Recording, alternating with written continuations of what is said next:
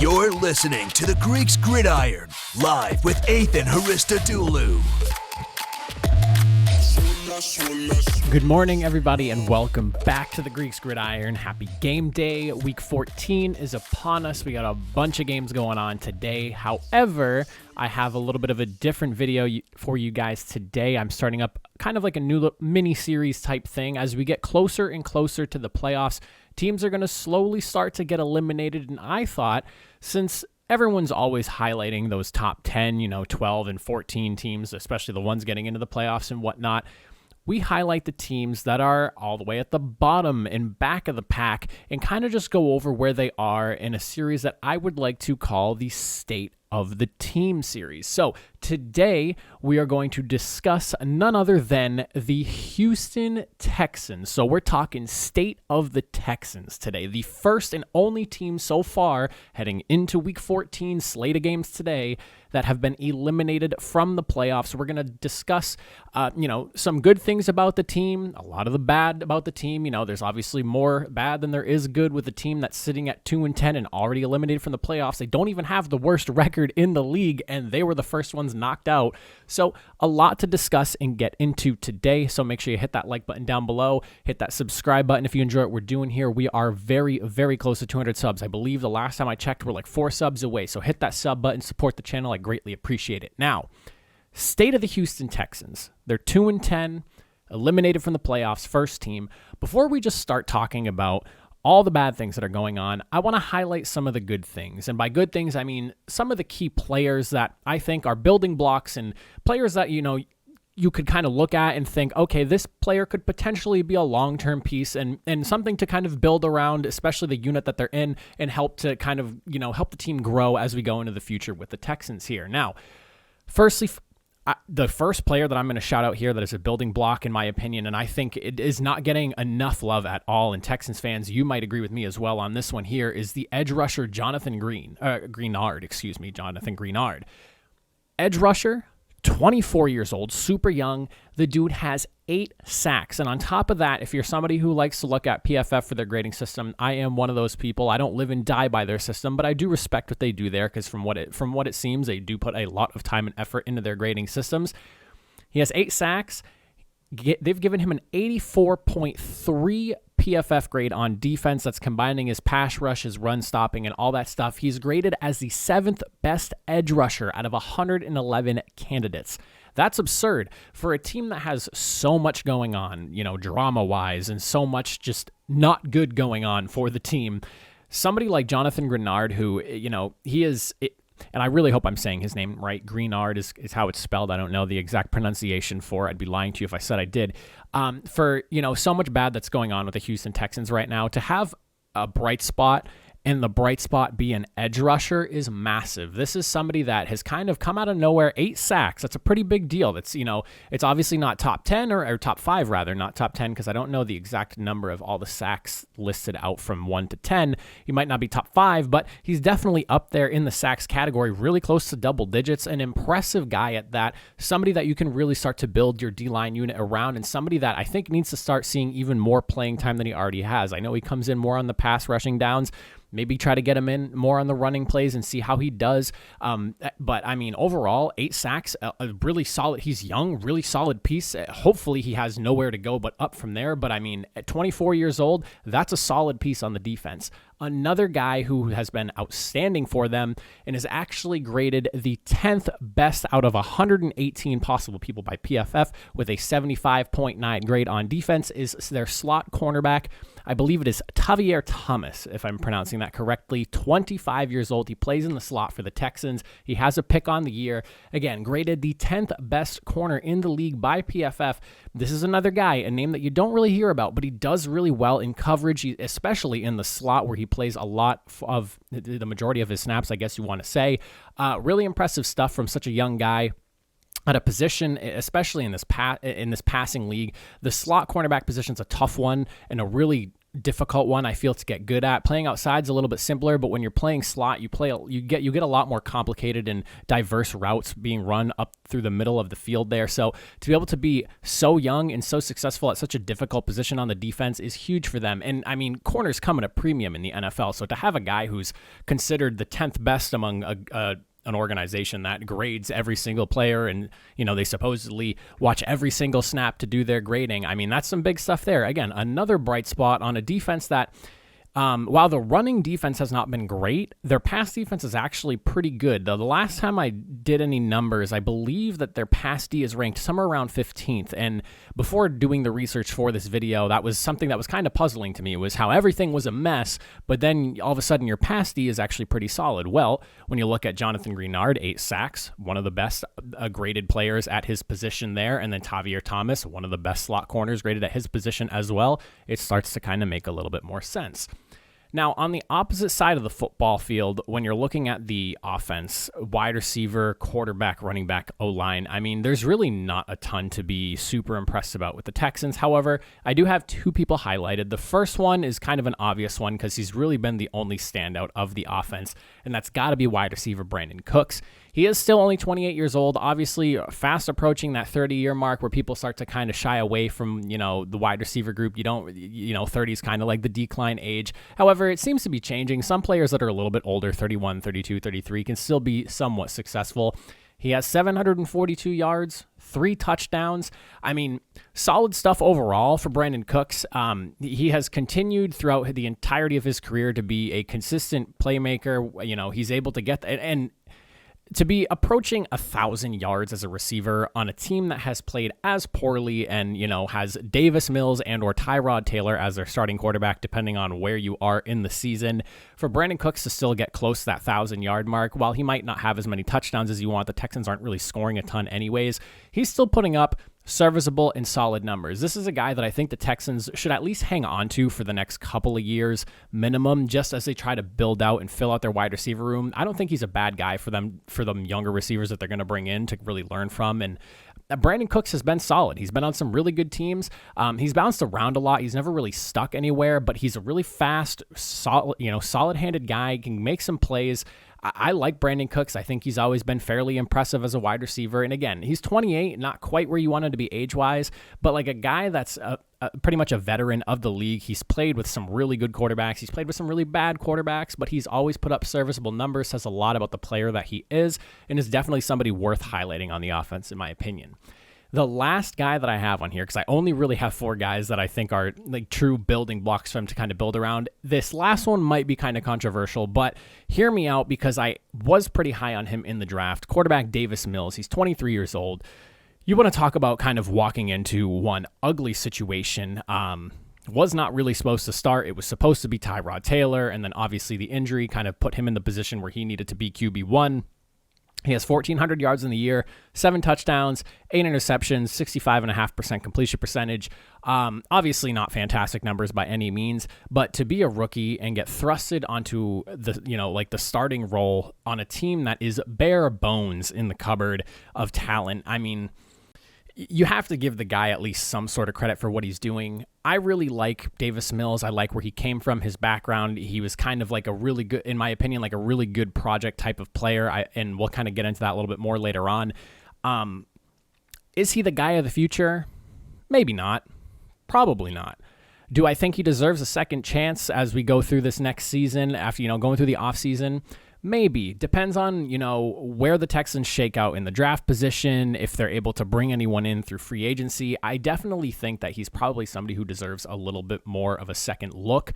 When you think about the lack of talent that's been around him and just kind of the whole situation that he's been in, for him to, have some pretty solid performances and also some really bad ones. I mean, it's kind of what you would expect from a guy that's playing on a Texans team that was pretty much sabotaged by Bill O'Brien on his way out. He's young. I like the potential he has.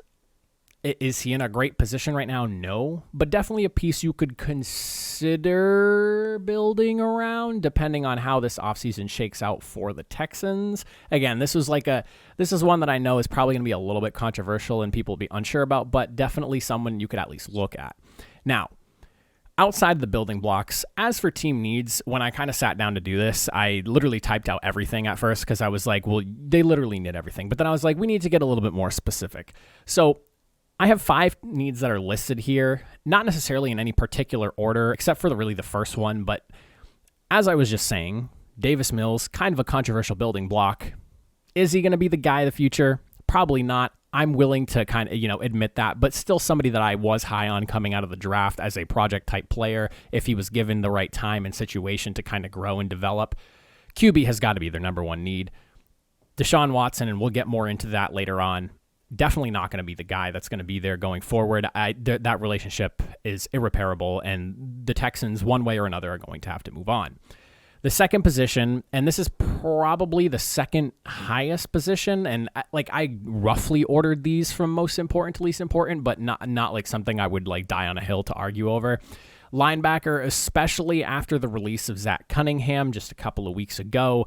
Their linebacking corps is a bunch of who's who's and just random players that were signed left and right through free agency and maybe a trade or two. I don't necessarily know everyone that they brought in, but the linebacker position is literally just a bunch of random players thrown together. If they're targeting a really good linebacker in the draft, I would not be surprised because they need to find some sort of something of substance to kind of lead the defense, especially at like the middle linebacker position. They are the QB of the defense.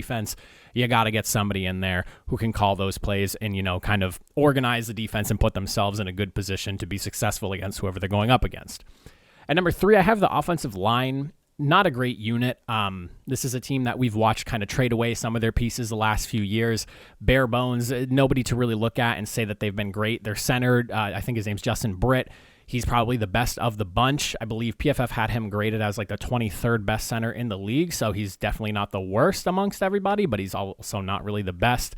Wide receiver is the number 4. Obviously, you have Brandon Cooks, but like I said, he's 28, probably getting, he's not probably, he is on his way to the wrong side of 30, going to be 29 next year. You definitely want to start looking for some young, good talent. You have good draft picks. Hopefully, we've learned from past mistakes and we are able to identify talent to bring in. I don't know whether that's through free agency or the draft, but wide receiver is definitely something they've got to be looking at. And then the 5th one that I have here, and my final one, and again, these are more so just like the most important team needs in my opinion. Obviously, you could realistically list any position here, is the interior defensive line. They have Malik Collins, who has been solid, I guess you could say. Not terrible, not great, but solid. And then outside of that, there's nobody really of name value or substance you could really go after and say, this is a guy they should really try to work that unit around.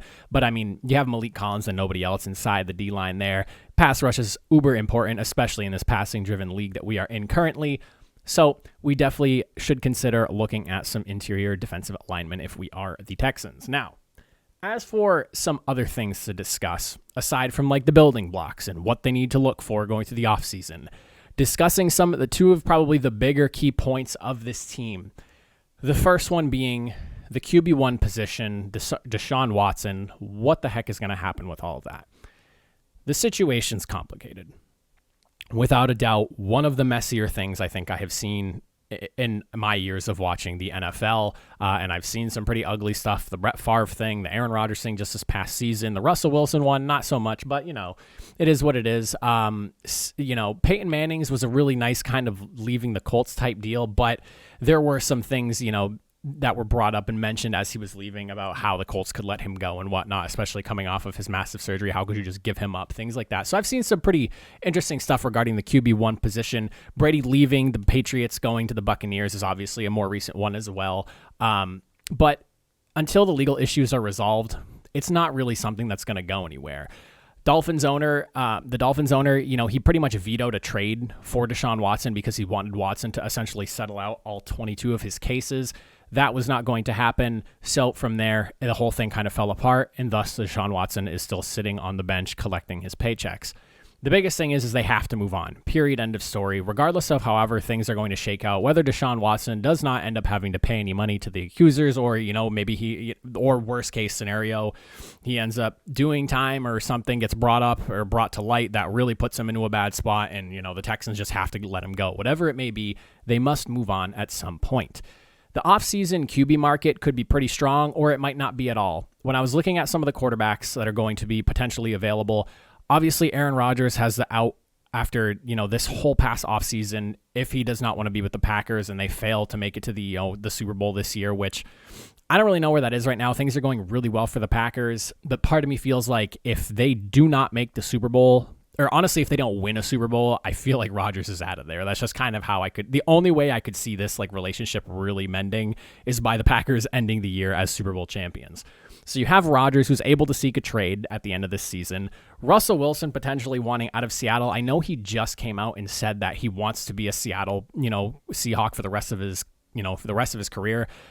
I don't know how much I buy that, whether he's just trying to, have everyone around him feel that he still wants to be there. I think we'll find out the truth this offseason on whether he still wants to be a Seahawk. This has been this is worst case scenario. I think it's really funny because the Aaron Rodgers situation was far more, brought through dragged through the press and talked about and everything, and they're flying high now. The Russell Wilson thing was a comment during an interview. Little bit of ugliness for a week or two, kind of resolved, and then boom, it was good, happy sailing, and everyone was fine. And they are just on a complete tumble down to the bottom of the league. They're 4th place in their division. So really interesting how that's all gone out. Like I said, I don't know how much I buy him really wanting to stay in Seattle, but the truth will be revealed come offseason time. Jameis Winston's a guy that could be a free agent. I don't know whether the Saints are going to try to bring him back or not. Whether that ends up being the case or not, he is somebody to look at. All I've got to say is for the Jameis Winston doubters, the Saints were 5-2 when he was there. They are now 0-5 without him. He was running that offense really well. Whether it was Sean Payton, the system, the skill players around him, there's a lot of talent. I don't know, but Winston was looking pretty solid. Did he still have some of his boneheaded mistakes that he's had through his career? Sure. Say what you want about that. But the Saints were 5-2 when he was still playing quarterback. There are a few other people that have potential outs. Kirk Cousins is a guy that I kind of want to bring up because, he only has one more year left on his deal. If he gets traded, I think the Vikings are only on the books for $10 million in dead money, which is not bad considering his contract situation and him signing that whole fully guaranteed deal. Whether the Vikings are going to opt to do that at the end of the season or not, I don't know. I don't really think it's going to happen, but it is something where his contract does have an out for the Vikings if they opt to trade him away. I don't know if the Texans are really in a position to make that sort of trade, and I don't really foresee the Vikings hanging on to Kirk Cousins all the way until June 1st, where releasing him will put him in the same position. They can't just flat out let him go, so they would have to trade him, and I don't really think the Texans have the firepower unless they're able to make a Deshaun Watson trade and then trade for Kirk Cousins. That's the only real scenario I could see that. With all that being said, I really have a hard time believing they're going to be able to bring in a big ticket quarterback. It just does not really seem like now would be a time where anyone that's trying to, enhance their football career resume, that they would want to go to Houston during that entire rebuild. We don't necessarily know how much things have gotten better since Bill O'Brien has left and all the changes that have been made in the organization. It's going to take time for people to want to really go to Houston. Houston's really only real card or hand to play is going to be them just having a lot of cap room and a lot of money to dish out to players to get them to come play for them. The Texans are in a position where they're going to have to shovel out a lot of money to get people to come play for them. I think the real most realistic possibility, I guess you could say, for them getting a quarterback or a good one at that is going to be through the draft. I expect them to have a top 5 pick. They're probably picking numbers 2, 3, or 4, maybe at worst. I think 5. They're most likely going to be in the top 5 though, unless they all of a sudden start rattling off wins and Davis Mills starts looking like the quarterback of the future that he has not really looked like so far. So QB1 situation, they have to move on from Watson. There are some potential things to kind of look at as to where they go, but I think ultimately that whole situation is they're going to have to move on from Watson. They're probably going to have to draft a new quarterback if they want to go that route of bringing in another face at that position. That's going to, give them any hope of the future at the position there, unless they really like what Davis Mills has been doing, which I don't really know at this point. The other speaking piece that I have for the Texans and something that I want to take a look at, and I think deserves a hell of a lot of respect and props for what he's been doing, is head coach David Culley. I respect him for being willing to walk into an absolute mess of an organization. Bill O'Brien flat out admitted that he was trying to get himself, let go by the Texans. He did not want to be there. He thought he was going to have some shot going to be the head coach for the New England Patriots. What a laughable assumption that is. So respect to him, one, for being willing to take over this job, because it is an absolute mess. You don't have draft picks. You don't have talent. You're literally starting Davis Mills, who was supposed to be a project type of quarterback, as your QB1. On top of that, I like that he's really trying to build and mold a culture over there in Houston. The fact that he was willing to release somebody like Zach Cunningham, who literally just signed a big deal the year prior over disciplinary stuff and just him not fitting the type of, like, what is the word? I literally just said it and I already forgot. But like, he just does not fit the mold of what they want to do. His attitude was not in check. It sounded like, David Culley was just kind of tired of him and did not want him around. The fact that he was willing to just kind of let him go, eat the cap hit and everything like that speaks volumes for the type of culture he's trying to build there. Culture is the word I'm looking for.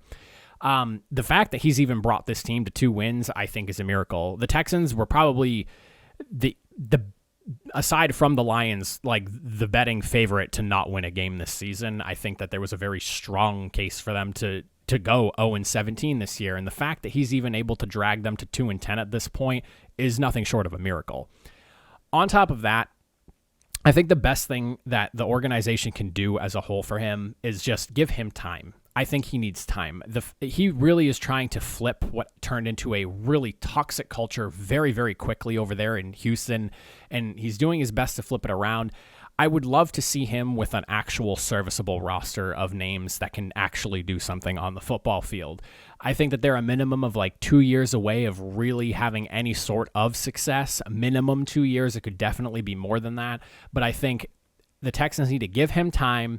They need to let him get his guys in there, whether it's more coach, more. I don't know how much of the coaching staff are people that he wants there. I'm curious to see how they let him mold the team in his kind of liking as they go forward. But I really think they need to give him the opportunity to bring in guys that he wants coaching wise, really allow him to get some of the players in that he thinks would make this team successful. Because again, give credit where it's due. He walked into probably the worst situation period for any team in the league. I would say that the Lions have more talent. They've been a lot more competitive than the Texans have been. The Lions are probably the only other person in that or other team in that conversation of just like worst case to walk into.